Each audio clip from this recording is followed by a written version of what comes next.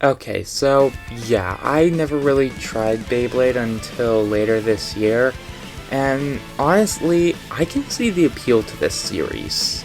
Now, I've watched plenty of animes in my life. Some are a little obscure, for now, Tokyo Mew Mew. I mean, who would go out of the way to watch that?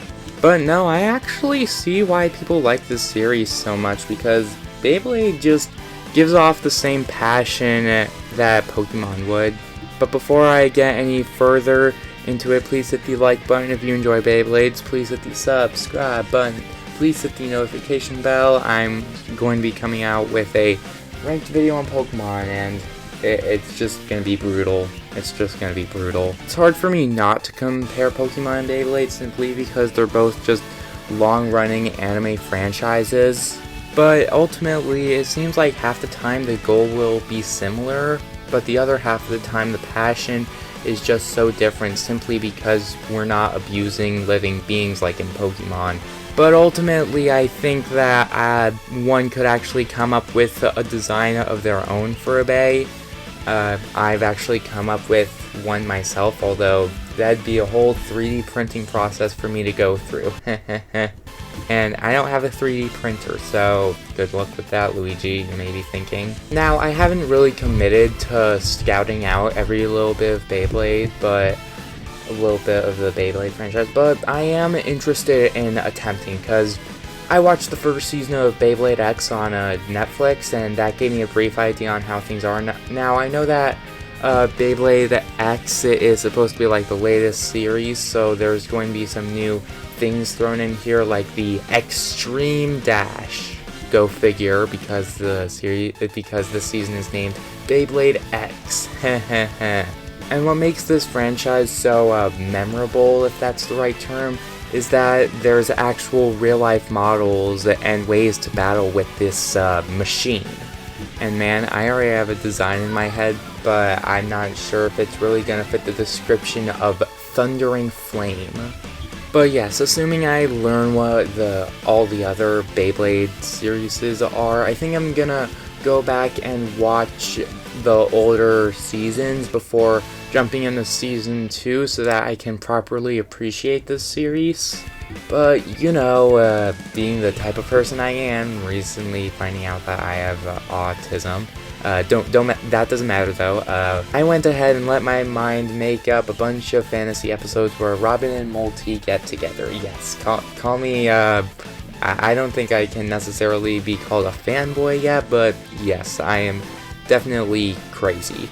Not only that, but the character development for each character seems very akin to something like Pokemon.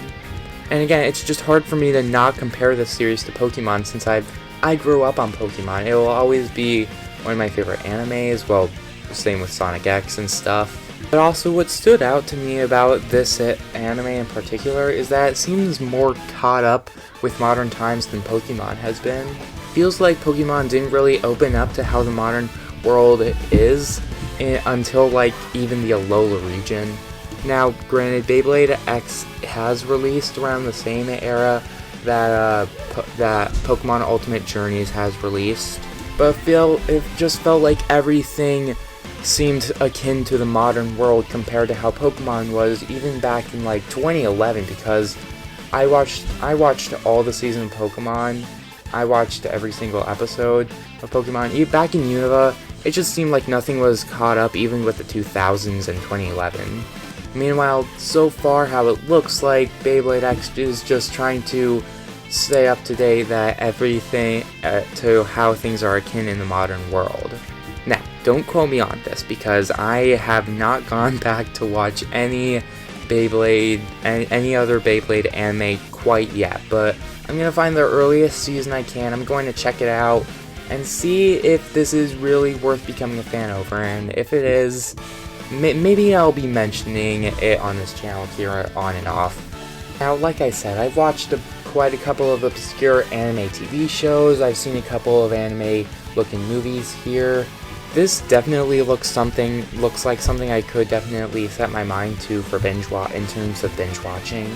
Also, the animation and the presentation on their own just looks stunning. Like, each character isn't just your average anime character. They all have something to their fashion style and even their eyeballs that you can notice. Now, I'm not sure if this is a thing throughout the entire anime. I doubt it is. But again, the presentation in the anime, it looks good. That's what I'm saying.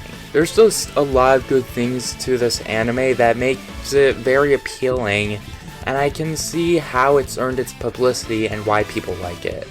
I just wish I tried this series out sooner, and do you want to know what the craziest part is? Like, I actually owned a Beyblade stadium when I was 8 years old, and I played around with the Beyblades a couple of times, but I think I'd forgotten about that Beyblade set at like the age of 12, or which is literally 2 years ago. So maybe I'll check out this series. Maybe I'll check out more of the more of our realities version of this mechanical marvel if I ever truly become a Beyblade fan. But frankly, there's just other things in my life I need to attend to, so if I ever get a chance to fanboy out, maybe I'll do it on this channel, because if I'm not having fun doing this channel, what am I even doing? This channel is supposed to be a fun thing, and I don't want to get burnt out on it so quickly, so I'm going to make sure that I'm doing something fresh every once in a while, and that I'm just having fun doing it. In fact, I'm coming up with a new 50 ways to do. I'm doing another 50 ways video. It's going to be a sequel to breaking that TV I broke a year ago. But I'll drop a blurred thumbnail to everyone once the video is about ready. Now I need to get editing this video. So thanks everyone for watching. I will see you all next time. I've gotta check out some older Beyblade, clean up the house for Christmas. So yeah, Merry Christmas everyone, and have a Happy New Year.